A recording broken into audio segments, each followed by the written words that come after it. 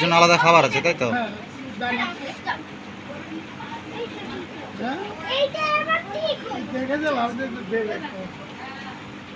নিচের এই নোংরাগুলো চেঞ্জ করো না, মানে